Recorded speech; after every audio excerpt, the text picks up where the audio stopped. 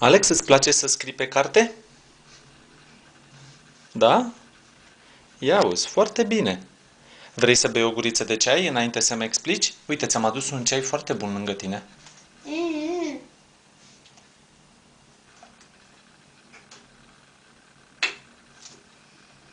Băi, băiatule, tu ai dinții puternici? Da, dar acum nu mai sunt de lapte, pentru că acum nu mai beau deloc lapte. Oh, nu mai bei lapte. Ce să faci acum? Asta este. Îmi arăți și mie revista ta pe care ai scris tu. Cine a rezolvat acolo? Singur. Cine? Eu singur. Da? Ia, pune sticla și hai să-mi povestești și mie ce ai făcut tu singur acolo.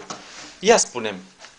Am potrivit cheia care de descubrie, ceasurile care Păi care cheie? Cheia care descuie, cu cine ai potrivit-o? cu cealaltă cheie. Ah, bravo! Apoi, ce ai mai potrivit? Apoi am potrivit pieptănul. Și apoi ceasul. Și apoi paturile.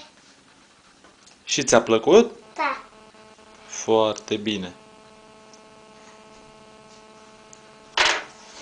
Oh, tati, așteaptă. Da, ia spune-mi. Vreau să fac și eu o poți. Vreau să fac și tu o poți cu mine îmbrăcat cu un...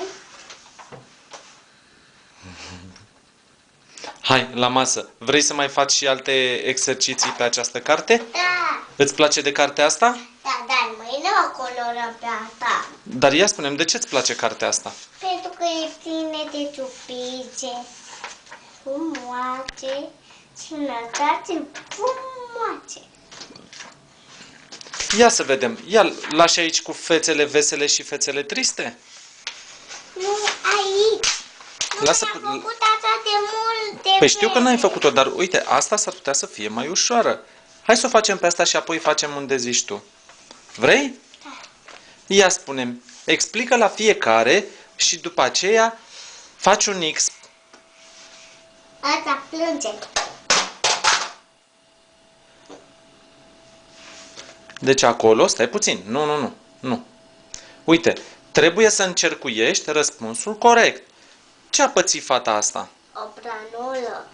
O Da? bubă ce-a făcut o pranulă. Și atunci cum este fetița?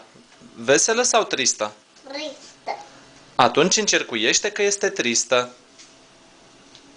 Încercuiești. Foarte bine. Și cei veseli trebuie să-i fac unic. Bine, faci cum vrei tu. Dar ia spune-mi, ce se întâmplă mai departe? Acolo băieții sunt veseli. De ce sunt veseli?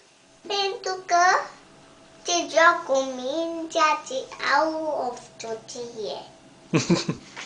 Atunci pe cine încercuiește acolo?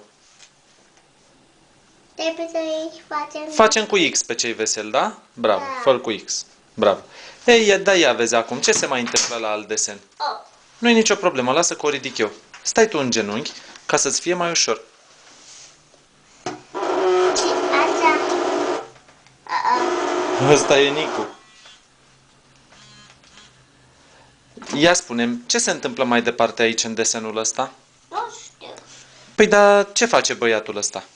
E ziua lui, e fericit. Perfect. Ia vezi, alt desen mai departe. Asta e trist, eu te la fel. Dar de ce este trist? Pentru că vrea ciucăria lui. Așa. Și ia mai avem încă două desene. Ia spune. Băiatul a căzut. Și? De ce trist? Și îl încercuim. Bine. Cea. E bine că ți-ai dat seama care e corect. Și ia spune mai departe. Uite, mai este un răspuns, o imagine jos de tot. Ce se întâmplă în desenul ăla? Mama și fata sunt fericite pentru că fata nu mai are blanul. Și ce răspuns trebuie să... Să facem un inglațel vecel. Bravo, Alex! Ai povestit foarte Hai să frumos. facem acum aici. Păi ia vezi tu, ce exercițiu este acolo? Uite.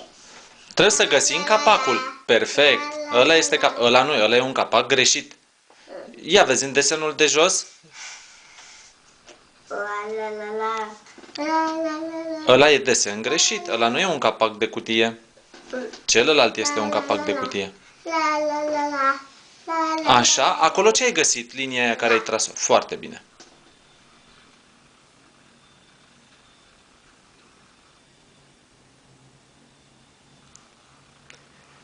Explică și tu în fiecare desen ce este. Hai să facem acum aici. Oh, Ia bine. că- Acolo